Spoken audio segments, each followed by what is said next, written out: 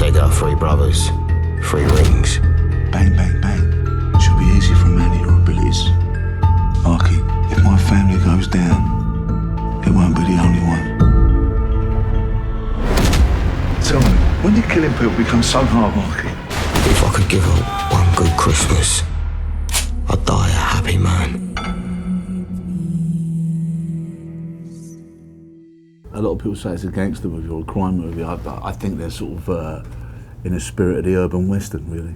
I've always thought that these films remind me of westerns, particularly in this film where this character sort of comes back to town. It's a very western plot, you know, and it's to sort of try and readjust his life and deal with the people that he really doesn't want to deal with anymore. So I call them sort of western noirs. That's my interpretation of them.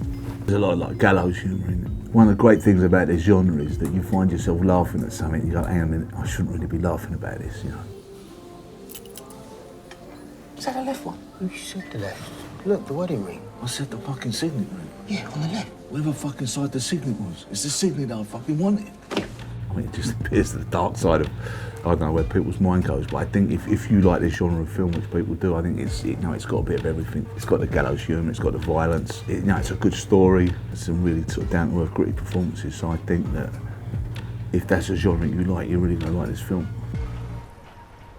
Marky, come and see me, sunshine. Let's see them gorgeous chops of yours.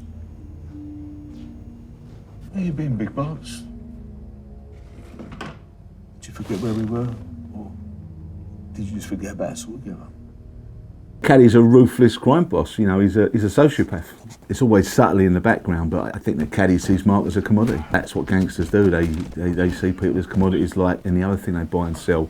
And I think he very much thinks that Mark owes him. And, you know, and he's calling in his debts to Mark, which Mark doesn't want to do. You know, Mark wants to go straight, but he's sort of stuck living in a transit van and's got no choice. It was a very nice transit van, I have to say. Caddy basically calls in his favours with Mark to sort of do his dirty work, which is basically to get rid of these three brothers. All I'm asking for is bang, bang, bang. Done. We're square. You can go with my fucking blessing. I'd had a sort of break. I was sort of really evaluating whether I actually wanted to do it anymore. I was busy doing other things, and then the script arrived, and I really liked the script. I spoke to the director, Will, and I thought, yeah, okay, if I'm going to sort of put my foot back in the pool and see if I still wanted to do it, it was the right project to do. It brought me down to earth. I was coming back from set one day, and two of the people on the crew in the car that I was coming back in were both born the year that Lock Stock was made, so that was quite sobering.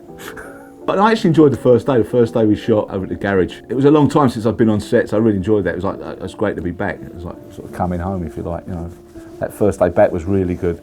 It reminded me of going back very early on in my career, and you know, obviously it was low budget and a really talented group of young people who sort of just went the extra yard, and where they didn't have money to throw it, they was constantly thinking on their feet and finding solutions to problems. It re-enthused me for the industry, to be fair.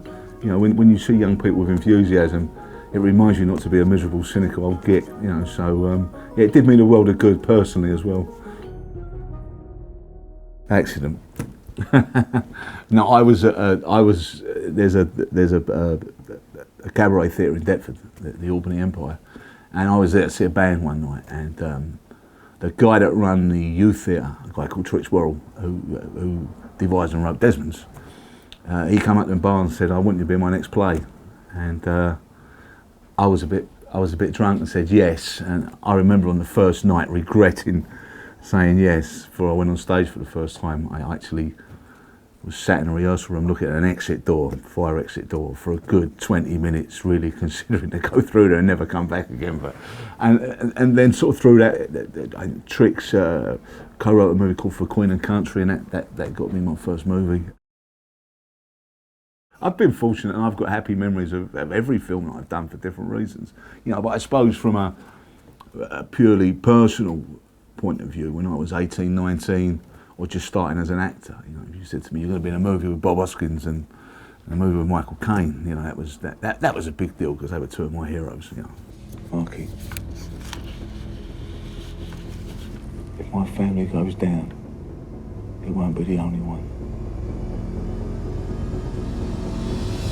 Pick up a copy of Silent Night on DVD at your local supermarket now. Pick one up for your missus, your brother, your cousin, second cousin removed, next door neighbour, the person you don't particularly like who lives around the corner. Just go and buy it.